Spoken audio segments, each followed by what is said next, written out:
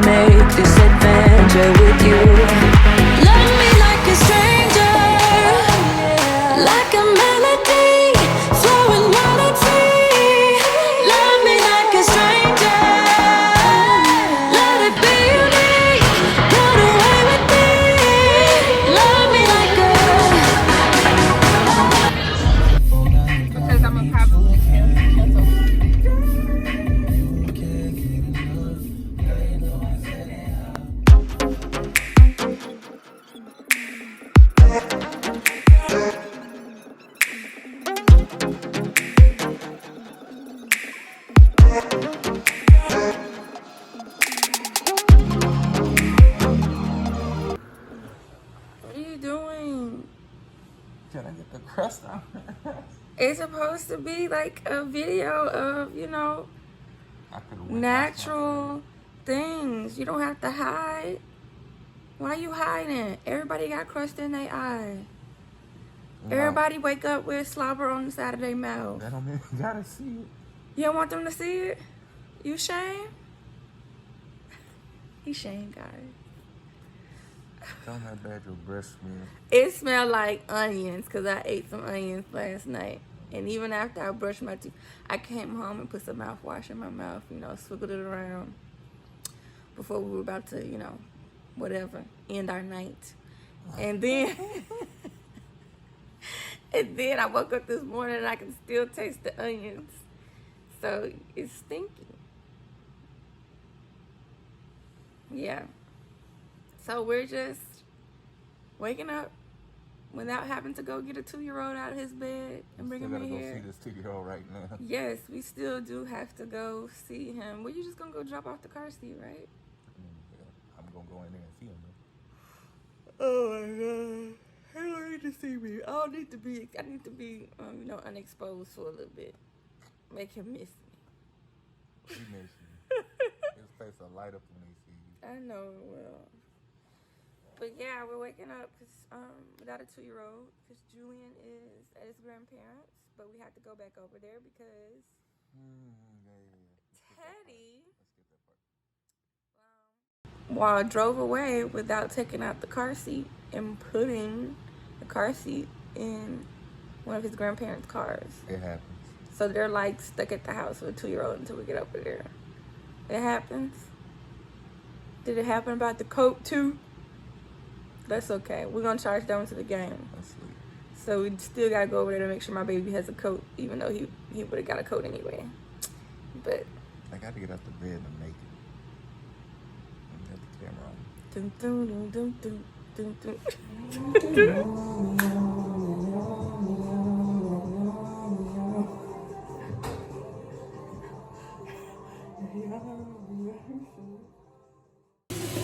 You stunned. You stunned for the camera. You gotta do basic.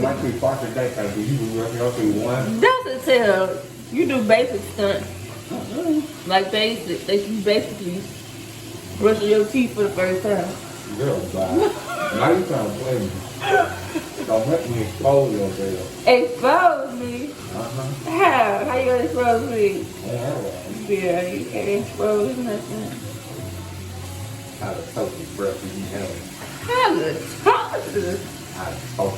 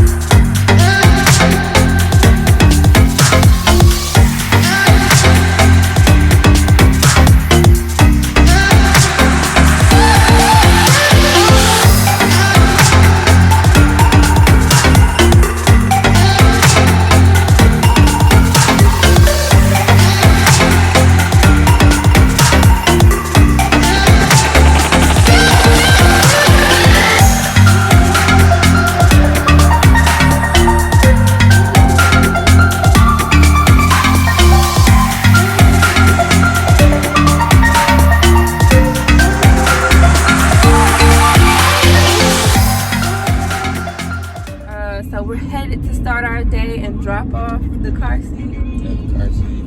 His jacket that I forgot. Oh, I forgot this time about the jacket. I'm glad you actually got it. Yeah, good job thinking. Anyway. Should have thought yesterday. Right. Anyways, I wanted to I had a question that I wanted to ask Chris that I think I kind of wanted to answer myself.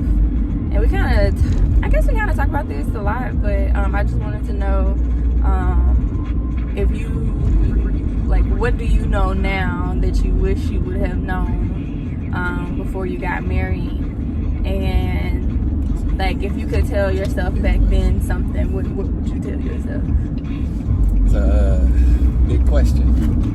Big question. There's a lot of things I would tell myself.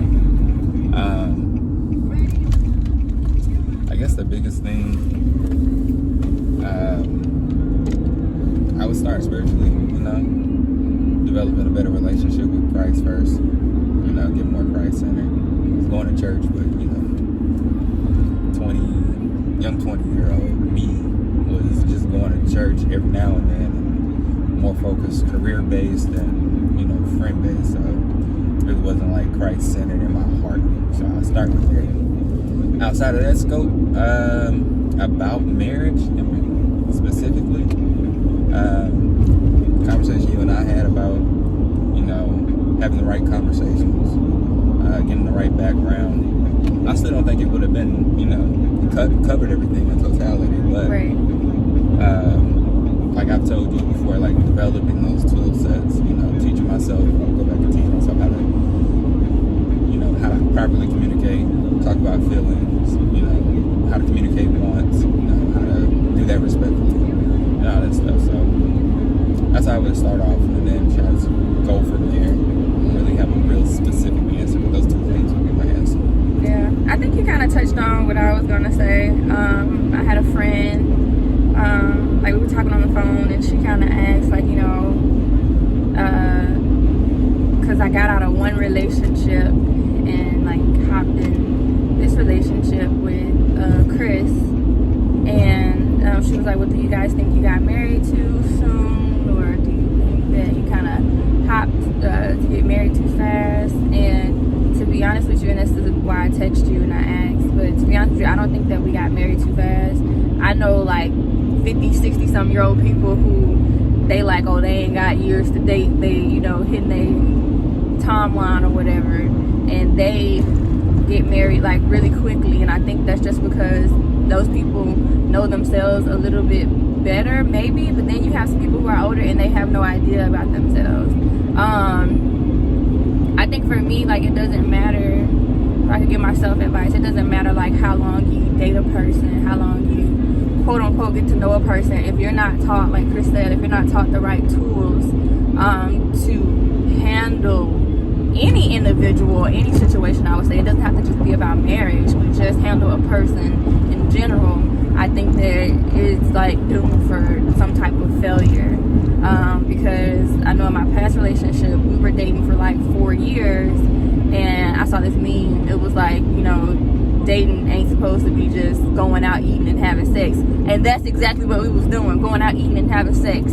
and we were knowing each other's motions, but we didn't know each other in like totality of, you know, what made the other person afraid, fearful, or mad. Like, we didn't dig deep enough, and I don't think you even get that toolage.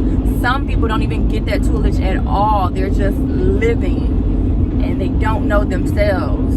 So if I don't know myself, how is anybody else supposed to get to know me? Like, I think that, you know, that's why they say marriage is a mirror, because, you know, you have this other person who is there to kind of tell you like what they see of you. And then some people, you know, they get defensive and they say, no, that's not true, that's not me. And then some people, you know, I think you just kind of gotta listen and take it all in and say, you know, well, I didn't notice that I do that. That's not my intentions. These are my intentions, or whatever the case may be. Because I think Chris and I was talking about our communication with one another, and how we articulate and talk to one another as far as an understanding. And I think back in the past when we first got married,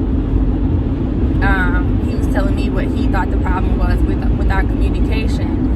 And it was for him the topic at hand that we were having a communication about, and then also the how we communicated. Like, that was off. Like, I guess we just really wasn't understanding each other. It sounded more like English and Chinese trying to talk to one another. So when I talk to him now, I have to be mindful and stay, I wouldn't say stay on track, but just make sure I am very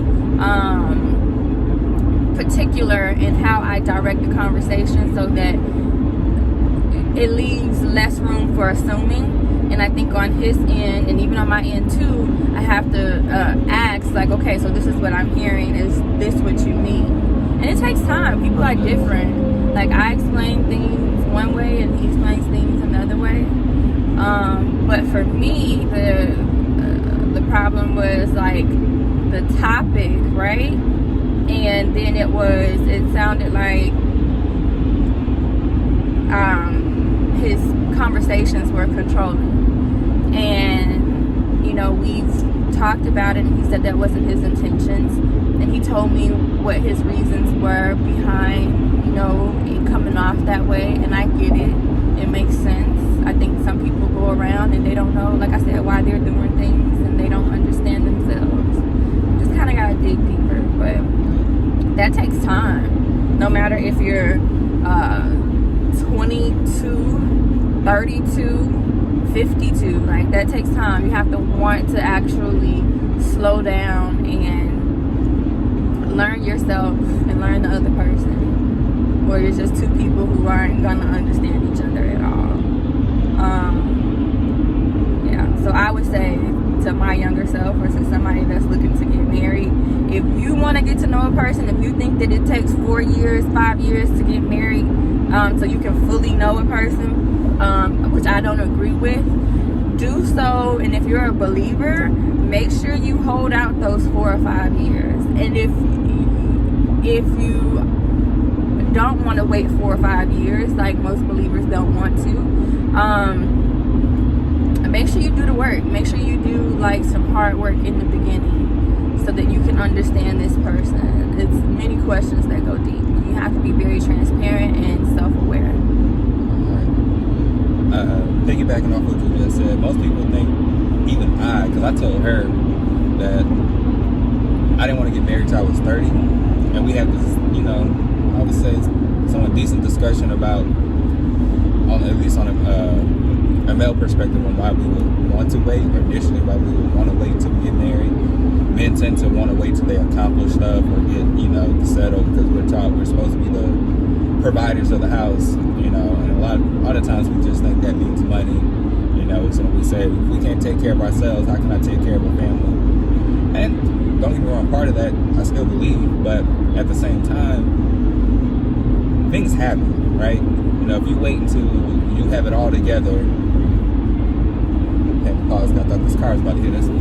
But if you wait till you think you got it all together, and then boom, something happens, what, you get a divorce now because you can't take care of her? You can't take care of your family because you lost your job? No. So I don't understand the reason of waiting anymore for that particular reason.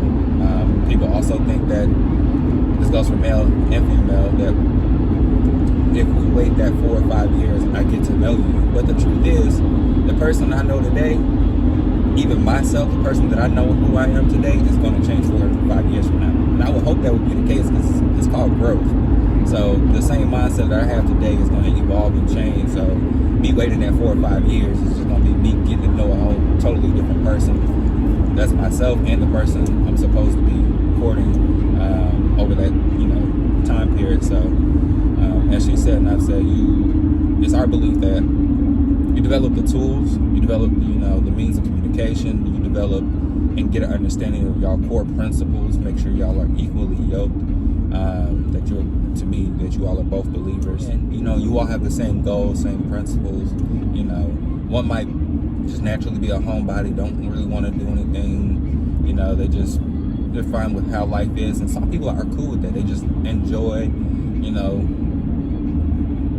I'm not gonna say being stagnant, but just enjoy their position in life right now, and they really don't want to change. Some people like constant change, some people like traveling.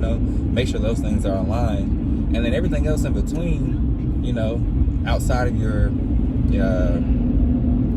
religious principles, especially if you're a believer, outside of your goals for yourself and what you think family should look like, if you develop the tools to handle situations, because you don't know what may pop up, everything else can be handled on the fly. Because if a situation pops up and you have the tools to fix it, as I was explaining to her, if I have a wrench, there's plenty different things that I can tighten or loosen with the wrench. But I'm not going to sit here and name every scenario. I just need to know that I have this wrench for whenever I need it. And it's the same thing in marriage. When we get to a spot, like for us, and I really have to work on this, when we get to a spot in our conversation where it's getting a little lengthy, and that's just because of my natural tendency to be preachy. As you can probably tell in this video, once it gets to a certain point, she has a short fuse. Like, she can't last in a conversation probably more than 3 minutes, maybe 5 minutes at the most. And I can go all day. Just very direct. Right. Get to the point. I can go all day. But I have to learn that once we get to that point, one of our tools is to say, I'm not going to tell you what our word is, but we have a word, and a safe word. We have a safe word.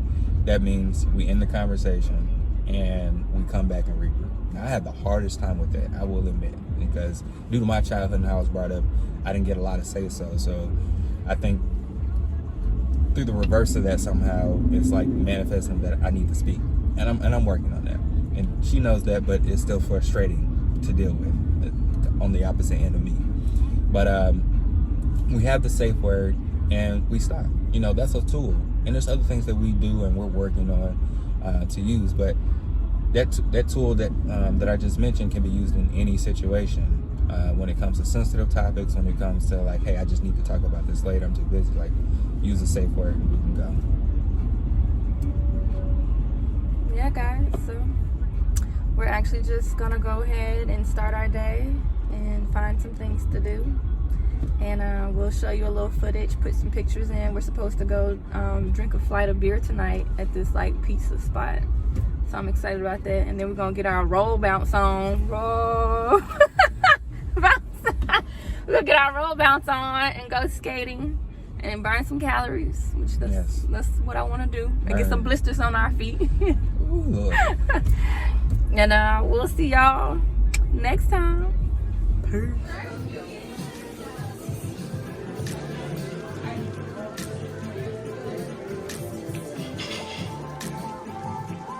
What you doing there, bud?